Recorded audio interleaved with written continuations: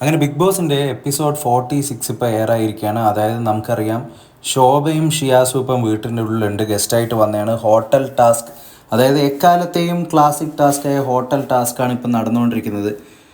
അങ്ങനെ ഇന്നത്തെ എപ്പിസോഡിൽ എന്ന് പറഞ്ഞു കഴിഞ്ഞാൽ ശോഭയുടെ ഡയമണ്ട് നെക്ലേസ് കാണാതെ പോയി. അപ്പോൾ അത് കണ്ടുപിടിക്കാനുള്ള തത്രപ്പാടിലായിരുന്നു ഇന്ന് എല്ലാവരും. സത്യം പറഞ്ഞു കഴിഞ്ഞാൽ ശോഭയായിക്കോട്ടെ ഷിയാസ് ആയിക്കോട്ടെ നല്ല ബോറ് രീതിയിലാണ് ഈ ടാസ്ക് കൊണ്ടുപോയത്.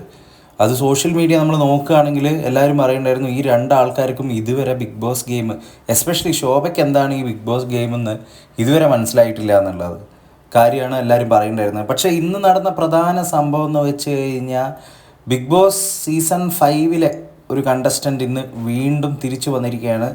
റിയാസ് മോനു ഭയങ്കരമായിട്ടുള്ള പ്ലാനും കാര്യങ്ങളെല്ലാം കൂടിയിട്ടാണ് ഈ ബിഗ് ബോസിലേക്ക് ഇന്ന് കയറി വന്നത്. അതായത് ലക്ഷ്മിയെ ടാർഗറ്റ് ചെയ്ത് കുറച്ച് LGBT ഇൻഫർമേഷൻസ് പഠിപ്പിക്കുക എന്നുള്ള ഒരു അറിവിലാണ് റിയാസ് ഇന്ന് ഹൗസിൽ കയറി വന്നിട്ടുണ്ടായിരുന്നത്.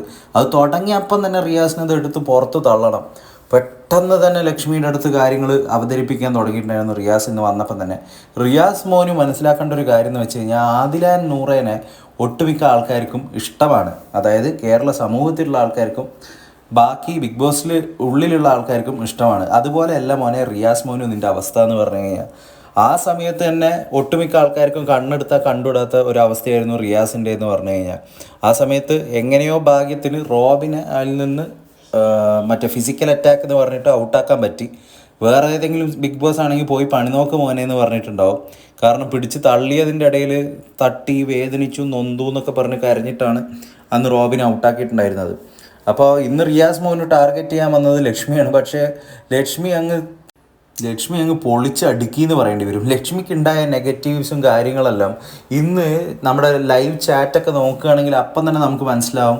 ഒട്ടനവധി നെഗറ്റീവും കാര്യങ്ങളും എല്ലാം തന്നെ മാറി ഒരുവിധം പോസിറ്റീവായി വരുന്നുണ്ട് ലക്ഷ്മിയുടെ ഗെയിം എന്ന് പറഞ്ഞു കഴിഞ്ഞാൽ. അതായത് എന്ന് പറഞ്ഞാൽ ഞാൻ കഴിഞ്ഞ എപ്പിസോഡ് കാണുകയാണെങ്കിൽ ഒരിക്കലും ലക്ഷ്മിക്ക് ഇനി പോസിറ്റീവായിട്ട് തിരിച്ചു വരാൻ പറ്റില്ല, അല്ലെങ്കിൽ തീർന്നു ഇനിയിപ്പം ബിഗ് ബോസ് ഹൗസിൽ നിന്നത് കൊണ്ട് ഒരു കാര്യവും ഇല്ല എന്നുള്ള ഒരു സ്റ്റേജിലായിരുന്നു ലക്ഷ്മി ഉണ്ടായിരുന്നത്. പക്ഷേ റിയാസ് മോന് വന്നത് ഭയങ്കര ഭാഗ്യം അത് ലക്ഷ്മിക്കായി. കാരണം ലക്ഷ്മിയുടെ നിലപാടിനെയൊക്കെ ഇപ്പോൾ ആൾക്കാർ അപ്രീഷിയേറ്റ് ചെയ്യുന്നുണ്ട്. പറഞ്ഞ കാര്യത്തിന് ഉറച്ചു നിൽക്കുക എന്ന് പറഞ്ഞു കഴിഞ്ഞാൽ അതിൽ ആരേട്ടം പോലും ഇട്ട് കുലുക്കിയിട്ടും ഒരു നില വരെ മാറാതെ ആ ഒരു സംഭവത്തിനോട് ഉറച്ചു നിൽക്കുക എന്ന് പറഞ്ഞു കഴിഞ്ഞാൽ വലിയ സംഭവം തന്നെയാണ്.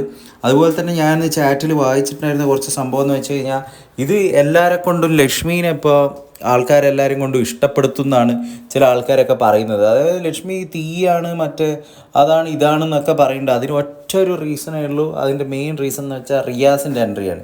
റിയാസ് വന്നപാട് ഞാൻ നിന്നെ പോലെയുള്ള ആൾക്കാരുടെ അടുത്ത് സംസാരിക്കാറില്ല എന്നൊക്കെ വന്ന് അടിക്കുന്നുണ്ടായിരുന്നു ലക്ഷ്മിയുടെ അടുത്ത് ഡയലോഗ്. ലക്ഷ്മിയാണെങ്കിൽ ഉരുളക്കുപ്പേരി പോലെ തന്നെ നൈദർ ഡു ഐ, ഞാനും സംസാരിക്കാറില്ല എന്ന് പറഞ്ഞിട്ട് പറയുന്നുണ്ടായിരുന്നു. അങ്ങനെയൊക്കെ ഉരുളക്കുപ്പേരി പോലെ റിയാസിൻ്റെ എല്ലാവിധ കളികളും പൊളിച്ചു കൊടുത്തിട്ടുണ്ട് ലക്ഷ്മി.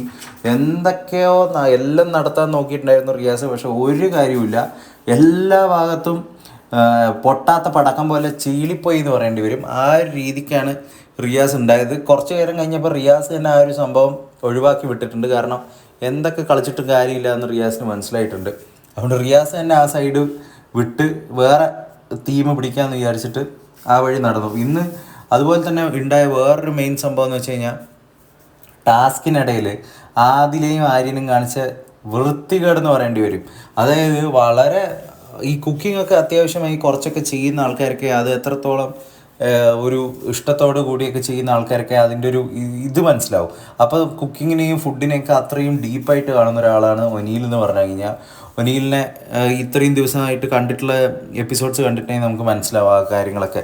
അപ്പോൾ ഇന്ന് വളരെ കാര്യമായിട്ട് ഒനീൽ അത്രയും ഇൻവോൾവ് ആയിട്ടാണ് ആ ഒരു കാര്യം ചെയ്യുന്നത്, ആ ഒരു ടാസ്ക് പെർഫോം ചെയ്യുന്നത്. അതിൻ്റെ ഇടയിൽ പോയിട്ട് ഉപ്പ് വാരിയിട്ടു. അത് എന്ത് വൃത്തികെട്ട പ്ലേ ആണെന്ന് എനിക്ക് മനസ്സിലായിട്ടില്ല. എന്നാൽ പിന്നെ അവിടുത്തെ ഫുഡൊക്കെ എടുത്തിട്ട് കൊണ്ടുപോയി ഡിസ്ട്രോയ് ചെയ്തുകൂടെ, എന്നിട്ട് ഇവർക്ക് എന്തെങ്കിലും മറ്റേ മറ്റേ ഭക്ഷണം കഴിച്ചിരിക്കാമല്ലോ. അപ്പോൾ അമ്മാതിരിയുള്ളൊരു വൃത്തികെട്ട പരിപാടി ഇന്ന് ആദ്യം ചെയ്തിട്ടുണ്ടായിരുന്നു. അത് ഭയങ്കര മോശമായിട്ടുള്ളൊരു പ്ലേ ആയിട്ടാണ് എനിക്ക് തോന്നിയത്. ഭയങ്കര ബിഹേവിയർ ആയിട്ടാണ് തോന്നിയിട്ടുണ്ടായിരുന്നത്. അപ്പോൾ അതിന് സപ്പോർട്ട് തന്ന ആര്യനൊക്കെ എന്ന് പറഞ്ഞു കഴിഞ്ഞാൽ വെറും ഒരു യൂസ്ലെസ് ആണ്. അതായത് മറ്റേ മസ്താനി പോയപ്പോൾ ഡാൻസ് കളിച്ചു എന്നല്ലാതെ ആര്യനെ കൊണ്ട് എന്ത് കാര്യമാണ് ആ ഹൗസിലുള്ളതെന്ന് മനസ്സിലാവുന്നില്ല.